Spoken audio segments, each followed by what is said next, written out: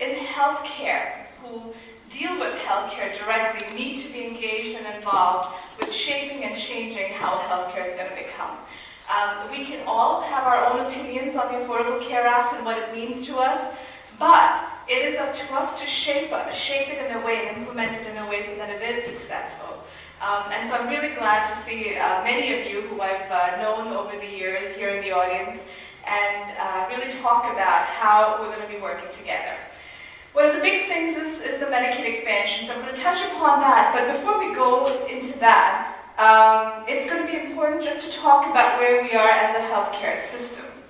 And how do I advance it? No way. No, isn't there an arrow here? Okay, this is good. So this is a new news for everybody. The healthcare costs in our country, over $2.5 trillion, and it represents about 18% of our GDP. It is unsustainable. There is no other healthcare system in the entire world where there is a bottomless pit when it comes to healthcare expenditure.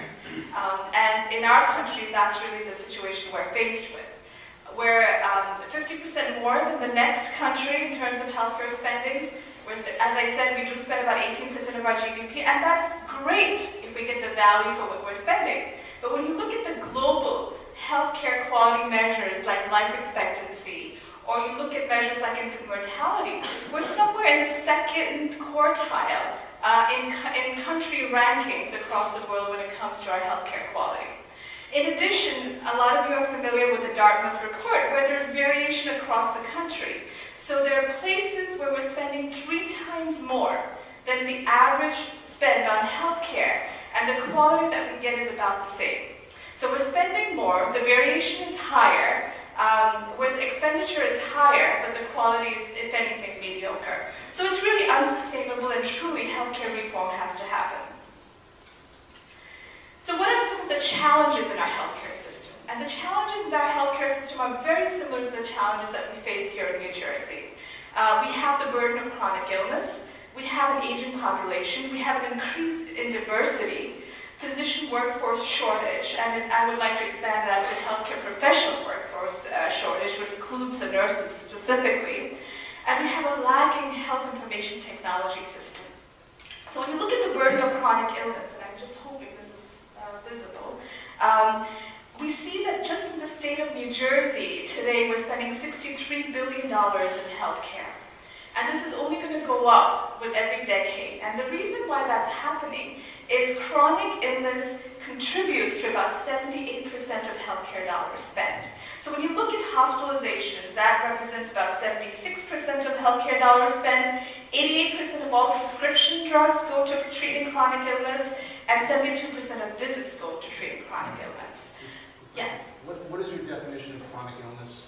Chronic illness is anything where you have a disease that will continue to progress. So anything that is not cured or treated, like an infection, constitutes a chronic illness. Would diabetes be? Absolutely. Diabetes, heart disease, high cholesterol, chronic obstructive pulmonary disease, asthma, cancer, all these are chronic illnesses for which disease will continue to progress.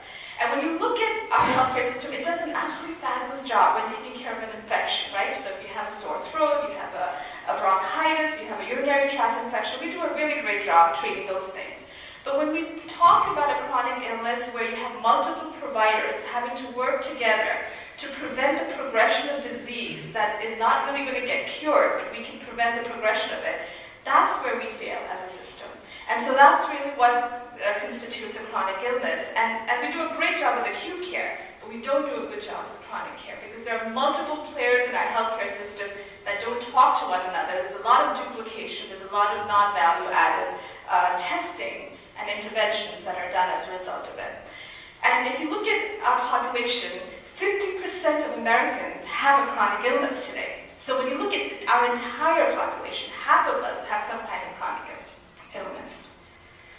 And so when I talk about chronic illness, I really do like to talk about, as you age, your chronic illness burden increases.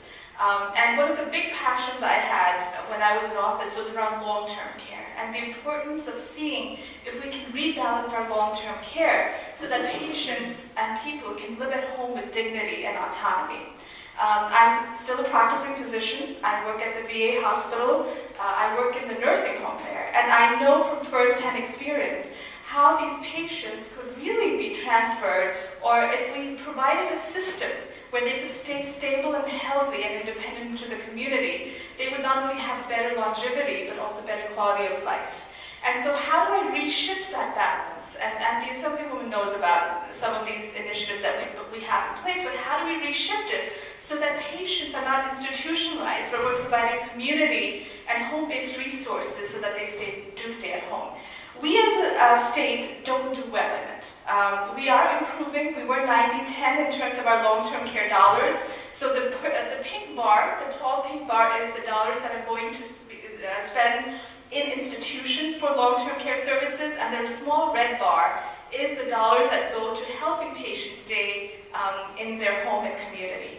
So in 2003, we were spending 90% of our healthcare dollars in the institutions.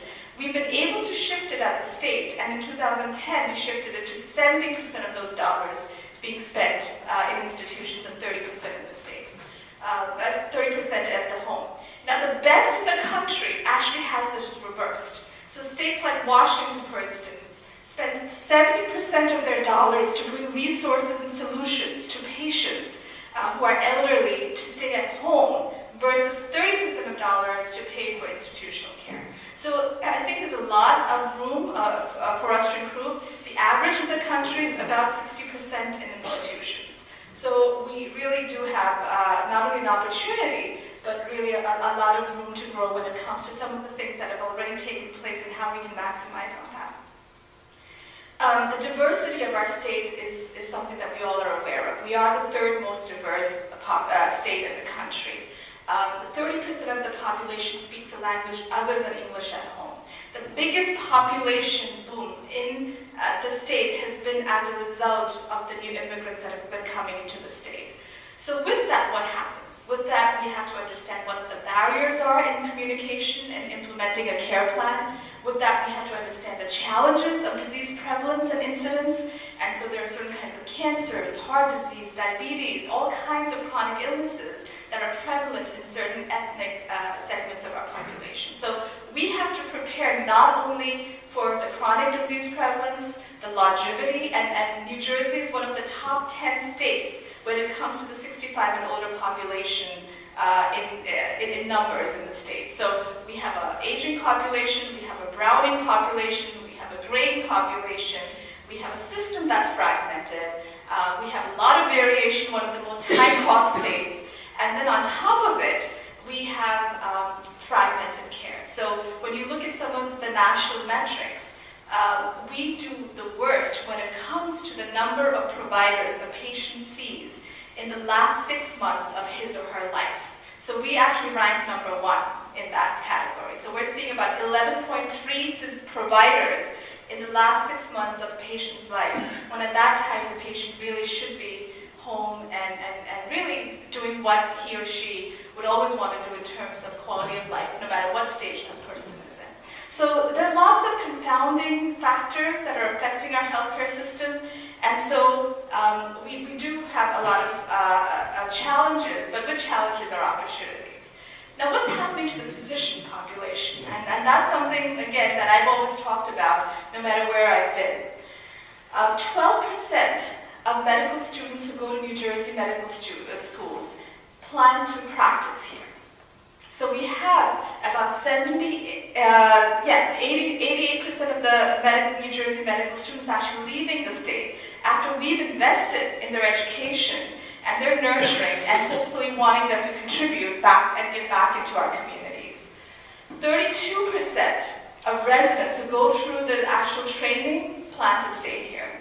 So we have an environment where it is not conducive for our physicians to actually stay here. And with the increasing insured population, the deficit is going to actually escalate. So today we have about a shortage of 1,000 physicians in our state.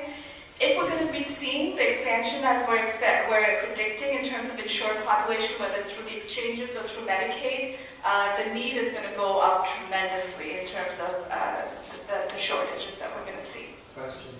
Sure. Why is that happening? Why are only 12% of those medically educated here stay here? Well, it's a lot of factors that we see happening. The environment of practice is not that conducive. The malpractice environment, is not that great in terms of some of the things we've done around tort reform. We haven't implemented. Other states have.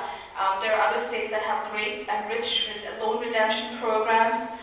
It is a very specialty-driven state. So primary care, and that's where we have the biggest need, is not welcomed with open arms. So they do tend to leave where they can have more autonomy, less regulation, and have a better cost of living, but at the same time an improved income level. So, and most importantly, I think, when I've looked at some of these surveys, and the most valuable part of the surveys is what you see, what they write in their responses, is that when they see their mentors, their attendings, their physicians who they're training under unhappy, or not satisfied, or complaining about the work environment, then they really do tend to say, well, do I really want this for the rest of my life?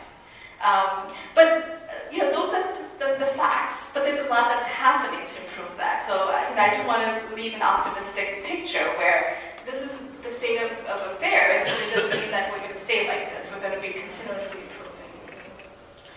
One of the things that I think is important for physicians that we really have to touch upon as a state is looking at ways where we not only make primary care the focus and make it a primary care-driven model, but also identify ways by which they feel continuously challenged in their professional careers. And so if you look at the state of New Jersey, we are the mecca of research and development, right, with all the global pharmaceutical companies here.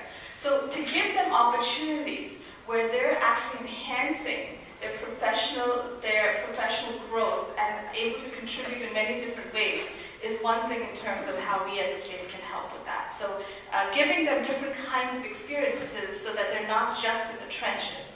A lot of the new physicians are going to specialties called ROAD. The ROAD specialties are the radiology, anesthesia, ophthalmology, and dermatology specialties.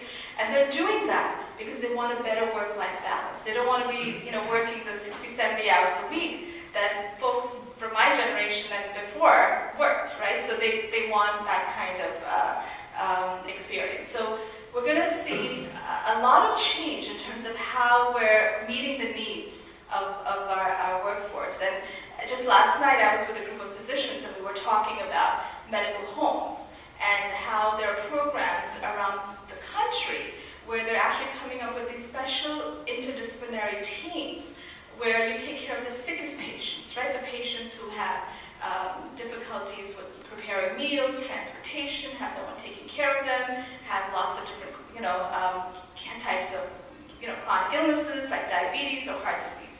And those are the patients where, in my mind, the nurse practitioners do the best job because physicians like to go in there, treat, and walk away, right? But then there are certain types of illnesses where the patients and education and empowering them becomes so much more important, the social aspect of care. And that's where I think the nurse practitioners play a key role. So it's about looking at your workforce, aligning them, and bringing them together in a way that the final solution meets the needs of your community.